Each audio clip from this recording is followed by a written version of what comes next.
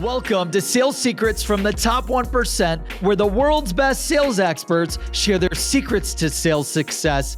My name is Bornancin, a serial salesperson and entrepreneur, and I'm sitting down with the world's best sales experts to share their top secrets to sales success.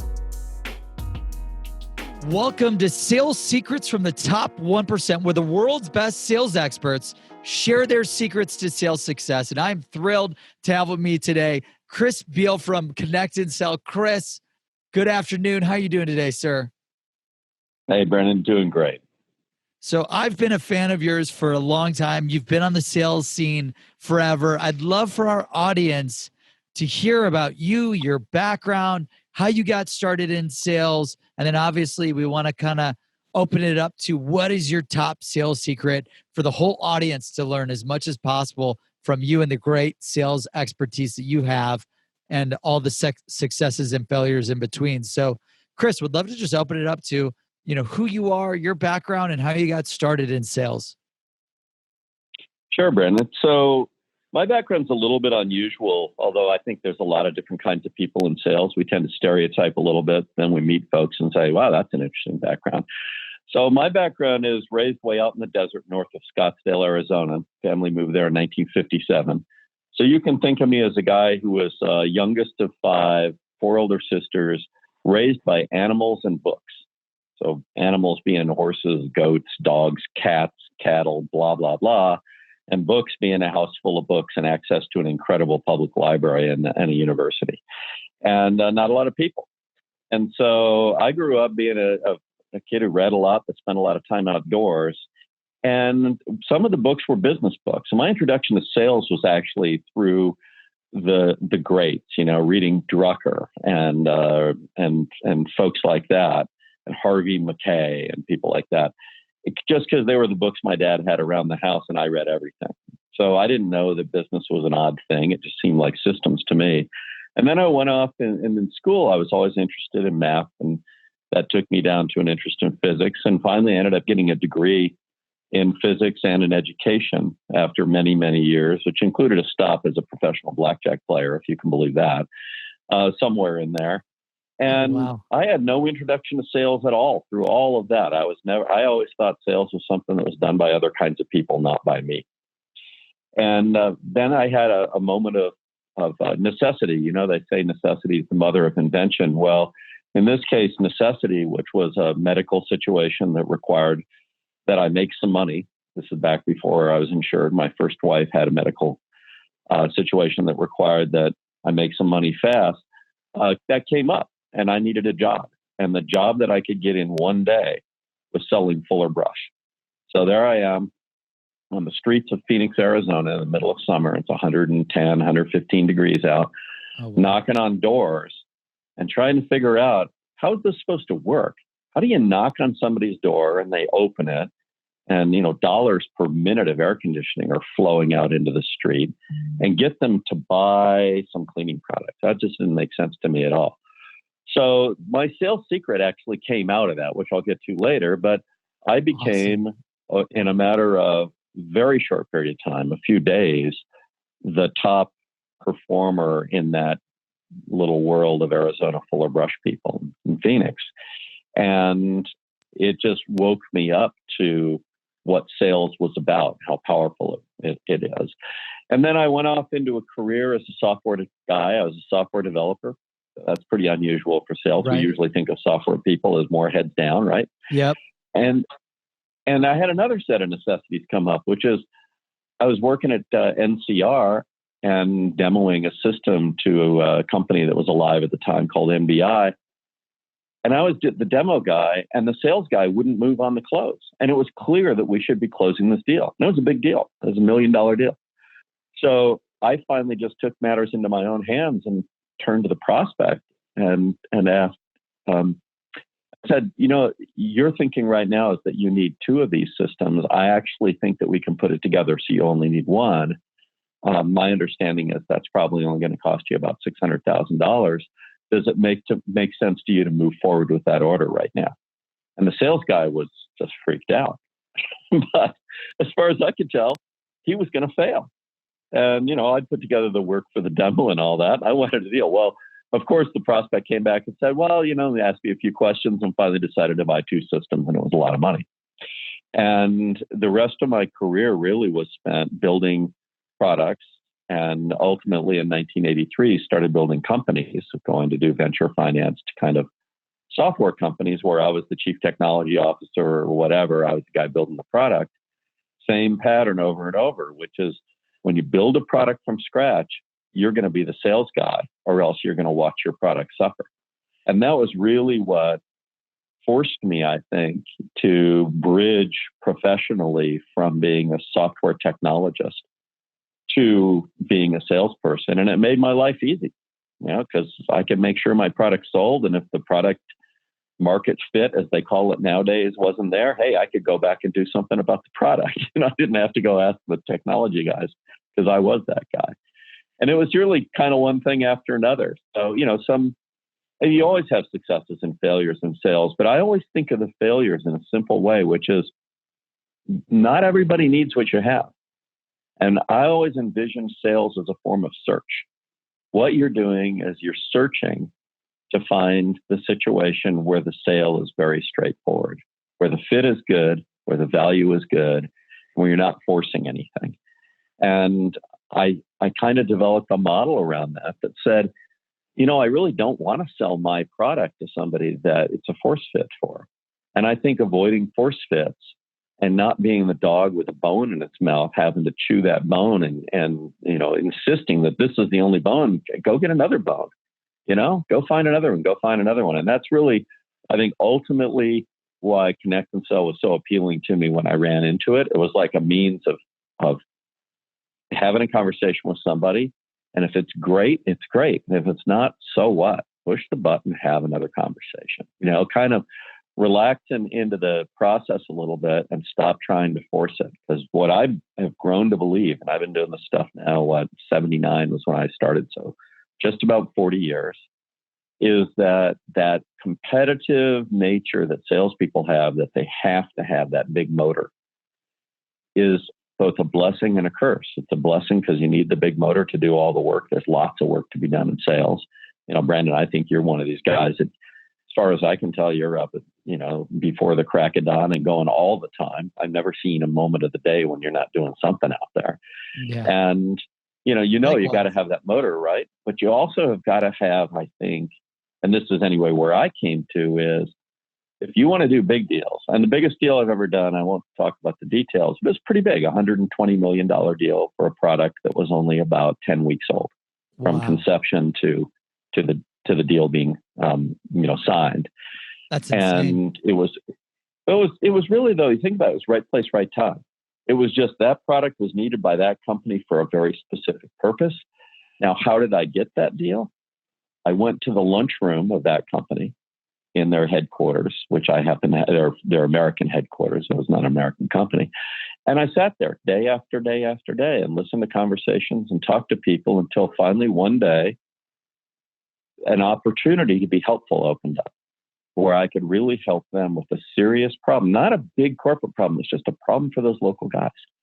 And that allowed me to get my product in the door. And the next thing you knew, we didn't have any competitors. We shared some stuff with them that the other guys wouldn't share. We were more open with them. And the next thing you know, we're doing an OEM deal that started small and kind of steamrolled into $120 million. So, was there any force fit selling there? No, because you can't force fit $120 million in anything. It just won't go. Yeah, no, you definitely can't force fit that enterprise sale. That's incredible. So how does a guy selling cleaning supplies then go into software development and then go into, running a top kind of auto sales dialing solution? I guess the necessity, or was it hard going from sales to development to sales again, or walk me through that? Yeah, I never even thought that it was something that happened. I mean, the sales job, the Fuller Brush job, was something I had to do. I loved it. It was really fun. And I had an unusual level of success. When we finally went back and tallied it up, I sold something to 92% of all the doors that answered. And so that was pretty good. You better, the normal number. Does that tie into the secret that you're going to share? It does. It does. In fact, Awesome. I was practicing the secret without knowing it. To me, it was just like, there's a way this can obviously fail. I'm not in the mood to fail. So I'll try something that might have a shot at it. Due to time, tell us about, Chris Beall, what is your sales secret, your top sales secret? So my top sales secret, it's got two parts. One is internal. It's an attitude question. And to me, sales is easy if your attitude is very, very pure curiosity. If you're just interested in what's going on in their business, you want to know, and you're taking your own desire to sell and putting it on the shelf and just making sure that it's not part of the deal. So you can keep the energy like you want the deal, but you can't want the deal. You cannot want the deal. You must be relaxed. You've got to be open-minded, and you've got to be exploring with somebody. And you have to admit to yourself in advance, it's entirely possible this person or this company doesn't need what I have. We're going to find out one way or another. We're going to do it having fun, and we're going to do it efficiently. So that was thing one. Thing two was, and this is really important, and I think I learned this working with animals. When you're working with a horse, say, and you're a 60-pound kid, and you got this horse that you have to train, how do you get the horse to come to you? Well, when you come to the horse, it's afraid of you. It's a big animal, but it's afraid. It's a prey animal. It'll raise up its head. It'll back up. It'll put its ears back. You got to make it curious. You have to make it come to you. And I realized in sales, it's the same way. When we approach somebody, they're going to back up. And they're going to back away from us and tell us things that aren't true just to get away. We have to get them to relax and come to us. And what I learned is if you split the sale into two parts, one is the part where you ask for the opportunity to sit down together, so to speak, on the phone or whatever, where it's still human, where they're coming to you. You ask them to come to you, and you make them curious enough that they're willing to do it. And then you strictly separate that part of the process, asking for and getting the meeting, thinking of it as that, from holding the meeting. You go from where you're approaching them to where they're approaching you with their curiosity in play. Then the previous principle, which is I can afford to be curious, I don't have to be selling, comes into play. And I call it the double tap, where what you're doing is you're saying, look, all I want to do is put something in front of you that might make you curious and ask you for a meeting. No matter how many times you ask me more about my offering, I'm not going to talk about it. I'm going to say, I've learned the hard way that an ambush conversation like this is inappropriate and unfair to both you and to my product. Now, is next Wednesday at 2 or next Thursday at 3 better for you? By just doing that, and then when you go to the meeting, don't over-research. Keep a very open mind. Don't think you know everything. Don't think you're going to drive them down a path. Just be curious, but don't be afraid to express what it is that you're doing that's unique. And then let them confess. If they confess that they're interested in what you have, let their curiosity come into play. But I find that the big issue with salespeople is the big motor makes them want to drive the conversation where they want it to go, and they'll get resistance forever. And once you stop that, the resistance goes away. So one, set the table.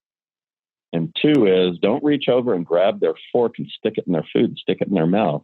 Let them get intrigued by the dishes on the table. Yeah, don't take the food and shove it down their throat. I love that. So you said set the table. So just to summarize the two-part sales secret in like a tweet or less. So number one, in Chris Beall's words, are to be curious. Is that it? Go ahead. Yeah, be curious and stay curious. And have the you right. You can always attitude. go and being curious, but it's easy to lose your curiosity and want to get in there and chew on that bone. Yep. And then number two is, look for buyers, or how would you best summarize that in like one sentence? Number two is arrange for them to come to you. Oh, that's right. Arrange for them to come to you. That's a good way to summarize that tip. And don't shove the product down their face or down their throat. Yeah. Let their curiosity, if you're curious, they'll be curious. You just have to wait for it. And that's kind of like qualifying, right? So be curious, try to qualify and see if they would be interested in what you have to offer. Exactly. See, I'm not a big fan of asking 100 qualifying questions. I don't think you've earned it. Right. When the question and answer feels like an part shows up, interrogation, right? yeah, exactly. Whereas when it's curiosity, you have the opportunity to really be curious and be curious about their business. First, about them as a person, because they got to think that at least you're a human being. And second, be curious about their business. And the background for this, the way to get good at it is you need to understand business. In B2B, you've got to understand business. Much more important than understanding your product is understand the very nature of business. If you can't read a P&L, if you can't understand a balance sheet, if you don't know what strategy is and what it really means, then you use empty words. And empty words drive away real prospects. Wow. That's amazing. Why Chris, I truly appreciate you and all the advice that you brought today for this interview of Sales Secrets from the Top 1%, where the world's best sales experts share their secrets to sales success. Be curious and make sure that you're empowering the prospect to be curious about what you have. And if they aren't qualified, then move on, right? Any last set a piece of words or advice for the audience today? Well, that last one is super important. You know, it comes down to efficiency in sales isn't to make the most of your time, so to speak, like you're a machine. It's to allow you to explore that space out there of all the folks who might have a use for your product. You have to explore it. There's many of them. You don't know that much about them. You don't really know anything until you have a conversation with somebody. So be ready to have lots and lots of conversations, and don't worry about how they go. Just the ones that are great, take them and run with them. The ones that aren't, take what you learn and move on. That's amazing. Chris Beall, thank you so much for the time today. And for the audience, where can they find you and connect with you? Sure. So the company is Connect and Sell. That's what I run, and it's at connectandsell.com. I'm out there on LinkedIn a lot, Chris8649. That'll show off my technical background, by the way. 8649 as UNIX, Unix on a keypad. That shows you what a geek I am. That's awesome. And it also ages me a little bit. But Chris8649 on LinkedIn. I publish a lot of numbers, and if you're curious about real sales statistics, automatically measured, the real deal, I put that stuff out there a lot. And right now I'm doing a little series on what I'm calling sales development thoughts. I think I've done 26 of them. So, if you like reading little short things and kind of following the thread, that'll be fun too. Yeah, I've had a lot of fun watching the numbers. Chris posts a lot on dials, conversations, meeting schedules, referrals, follow-up, and then cost per dial. It's really great. And Connect and Sell, the company that he runs and manages, enables you to have more conversations with your intended targets than serial dialing or having to manually dial. They've got a fully automated platform and they specialize in conversations on demand. Chris, as a sales expert, a technology expert in sales, I truly appreciate you. Thank you, audience, for joining us for Sales Secrets from the Top 1%, where the world's best sales experts share their secrets to sales success. And we hope you enjoy and take advantage of this top secret, dual secret, two secrets, essentially, from Chris Beall. Thank you for tuning in.